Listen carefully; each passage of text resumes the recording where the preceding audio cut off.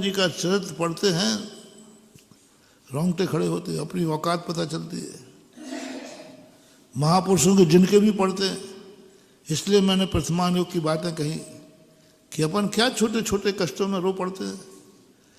छोटे छोटे कष्टों में अपन थोड़ी सी बुराई हो जाए हम बैर साध लेते। थोड़ी सी बुराई में हम माँ बाप से बैर साध लेते। जैसे कल कहा था ना, थोड़ा सा हिस्सा कम दिया, थोड़ा ही सा, ये दुकान नहीं देके वो दुकान दे दी, उतने में ही काय के बाप है। एक छोटी सी दुकान के कारण एक बेटे ने अपने माँ को जिंदा, उसने कह दिया मेरे लिए मर गए तुम, और उसने बराबर उनका पुतला बनाया, आरती बनाई, और बाप जिंदा है। आरती बनाई, उसने बाकायदा चिता बनाई, उस पर लिटाया, जलाया, 13 दिन का सूतक वाला, 13 दिन शांति विधान किया, और बाप जिंदा है। घटना कितनी सी थी, एक दुकान दो थी, उसने एक दुकान दूसरे भाई को दे दी, उसको नहीं दी, वो चाहता था। और उनका भाव ये था कि तेरे पास तो खूब है, तू तो कमायु है। उसका एक छोटा बेटा था, वो थोड़ा कमज़ोर था, तो कमज़ोर पर माँ बाप का भाव जाते ही भाई इतनी सी बात कर, चिता जली, यथार्थ घटना है, जबलपुर की है, सब दुनिया ने देखी, बाकायदा उसने किया, और 13 दिन का सूतक वाला, ईमानदारी, बहुत गजब है। अब इन दोनों में तुलना करो, और वो व्यक्ति का है रामायण मेरे पे भी लिखी जाए, तो जिंदा बाप की अर्थी बना। ऐसे होते हैं। जीतने के बाद कौन छोड़ता है? लंका का राज लौटा दिया, चाहते तो कुछ भी कर सकते थे। तो इनके जीवन चरित्र पढ़ने से अपने जीवन में एनर्जी इसलिए मिलती है।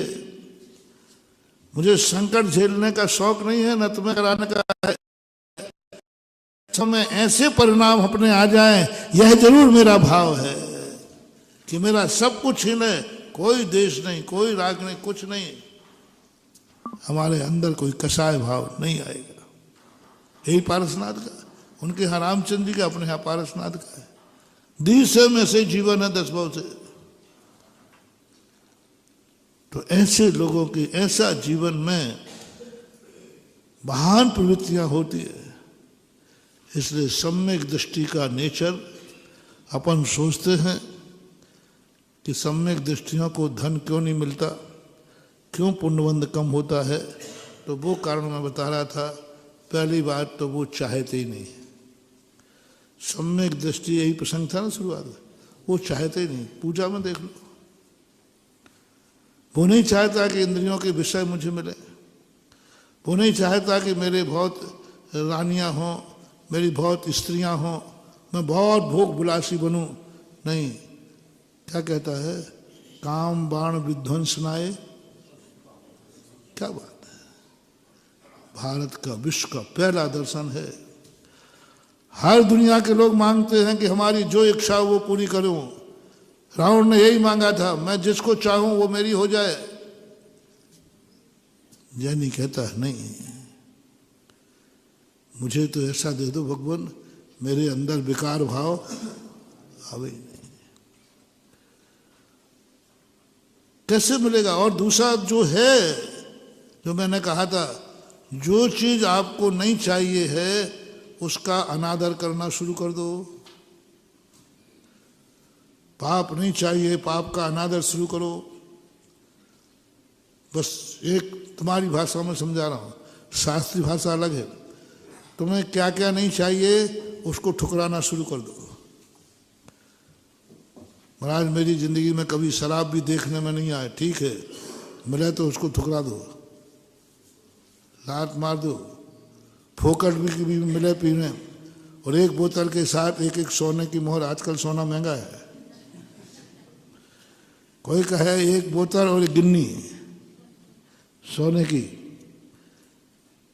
तो तुम कह शराब, तुम 3 लोग का राज्य भी दे दो तो मैं शराब नहीं पीऊंगा। शराब कहती तू मेरी इतनी उपेक्षा कर रहा है, लोग तो जायदाद बेच करके मुझे पीते, जायदाद बेच के मुझे पीते, तू मेरी जा, तेरी जिंदगी में कभी शराब तुझे देखने को नहीं मिलेगी, यही तो चाहता हूं। जा, तुझे कभी दुनिया में तू ऐसे क्षेत्र में जन्म लेगा जहां शराब का कोई नाम लेने वाला भी नहीं बचेगा। यह अभिशाप किसका है? क्योंकि शराब का हमने अनादर किया था, उपेक्षा की, शराब हमारी जिंदगी से चली जाएगी। जैन दर्शन ने अपने फॉलोवर को यही कहा, पाप से घृणा कराई, जितनी घृणा हो सकती है इतनी घृणा कराई। आत्मानुशासन गुणभद्राचार्य, ज्ञानावकार सुखचंद्र आचार्य महाराज, क्या घृणा कराई है। शराब की ऐसी निंदा की है पद्मनंदी महाराज ने, बहुत गंदी निंदा की, इतनी गंदा की उसका नाम लेने में। 2 श्लोक लिखे उन्होंने, इतनी घृणा करा दी। अच्छा पीने वाला बोतल फेंक देगा, जो उनका गंदा वर्णन किया,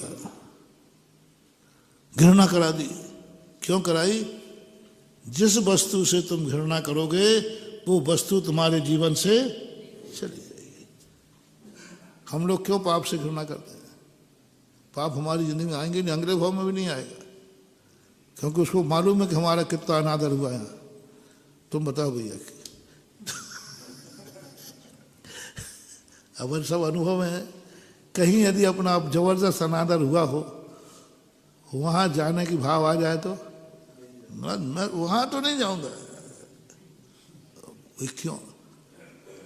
अब महाराज पूछो ही मत। वहां हमारा इतना अपमान हुआ कि मैं तो नहीं जाऊंगा। बस यही पैटर्न आप अपना लो। आप पाप का, बुरी आदतों का अनादर शुरू करो। महावीर स्वामी क्यों कहते हैं तुम नहीं पियोगे लेकिन त्याग करो? नहीं पीने में अभिशाप तुम्हारे प्रति दूर नहीं भागेगी, तुम त्याग करो। त्याग करना बताता है कि तुम्हें इतनी घृणा हो गई, तुम रात्रि भोजन नहीं खाओगे? हाँ, नहीं खाऊंगा। मर जाएगा? बोलो मर जाऊंगा। इतनी घृणा रात्रि भोजन से, यानी प्राण तुम्हारे लिए प्यारे नहीं है, प्राण का भी बलिदान दे दे। हाँ, नहीं खाऊंगा मैं। बस अब जाओ, तुम ऐसे देवों में जन्म लोगे जहां दिन रात का कोई भेद ही, रात होगी ही नहीं, क्योंकि तुमने रात्रि भोजन पे कह दिया मर जाऊंगी लेकिन मैं खाऊंगी नहीं, मैं खाऊंगा नहीं, चाहे कुछ भी हो जाए। रात्रि भोजन का, अच्छा ये बात है, तो तुझे रात्रि में कभी खाना ही नहीं मिलेगा। तो मैं चाहता ही हूं कि खाना नहीं मिलेगा। सब पापों को एक ही बात, एक ही रूप दे दो।